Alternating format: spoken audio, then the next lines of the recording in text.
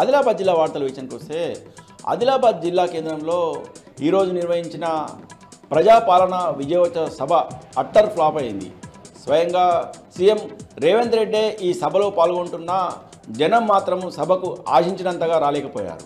గత 4 రోజులుగా జిల్లాకు చెందిన కాంగ్రెస్ నేతలు అలాగే జిల్లా ఇన్ఛార్జి మంత్రి 4 రోజుల పాటు శ్రమించి 30,000 వరకు జనాలు వస్తారని అంచనా వేసినప్పటికీ కూడా సభకు మాత్రం 6-7 వేలకు మించి జనాలు రాలేకపోయారు.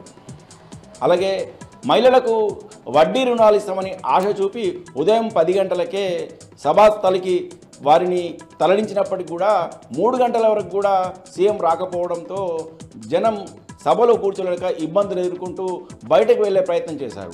అయితే పోలీసులతో మహిళలను సభ బయటకు వెళ్లకుండా అడ్డుకున్నారు. అలాగే సీఎం రేవంత్ రెడ్డి అలాగే మంత్రులు ప్రసంగిస్తున్న జనం మాత్రము వారి ప్రసంగాల పట్ల అంతగా ఆసక్తి చూపలేదు. పైగా సీఎం రేవంత్ రెడ్డి ప్రసంగిస్తుండగానే మహిళలు బయటకు వెళ్లే ప్రయత్నం చేశారు. వారిని పోలీసులు అడ్డుకున్నప్పుడు కూడా బలవంతంగా మహిళలతో పాటు కాంగ్రెస్ కార్యకర్తలు సైతం సభ నుంచి బయటకు వెళ్లే ప్రయత్నం చేశారు. మొత్తానికి జిల్లా కేంద్రం నిర్వహించిన ప్రజాపాలన విజయోత్సవ సభకు ఆశించిన జనం రాకపోవడంతో కాంగ్రెస్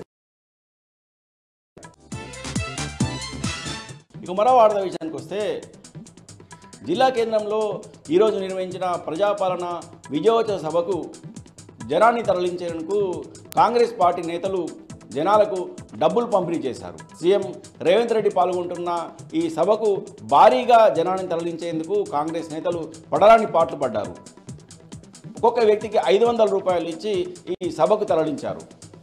సభ పూర్తయిన తర్వాత సభా ప్రాంగణంలోనే జనాలకు కాంగ్రెస్ నేతలు బహిరంగంగా 500 రూపాయల చొప్పున పంపిణీ చేశారు. కాంగ్రెస్ నేతలు జనాలకు 500 రూపాయల చొప్పున పంపిణీ చేస్తుండగా టీ న్యూస్ కెమెరా ఆ దృశ్యాలను ప్రత్యేకంగా చిత్రీకరించింది. జనం మాత్రం తమకు 500 రూపాయలు మాత్రమే ఇచ్చారని, ఇవి ఏమాత్రం సరిపోవని కాంగ్రెస్ నేతలతో వాగ్వివాదం దిగిన పరిస్థితి స్పష్టంగా మనకు కనిపించింది.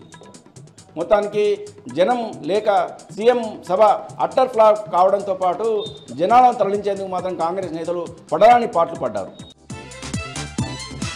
ఇక మరో వార్త విషయానికి వస్తే ఈరోజు జిల్లాలో సీఎం రేవంత్ రెడ్డి పర్యటన నేపథ్యంలో కాంగ్రెస్ పార్టీకి ఆ పార్టీ నేతలే బిగ్ షాక్ ఇచ్చారు. సీఎం రేవంత్ రెడ్డి పర్యటన పార్టీకి రాజీనామా చేసి కొందరు కాంగ్రెస్ నాయకులు బీఆర్ఎస్ పార్టీలో చేరారు.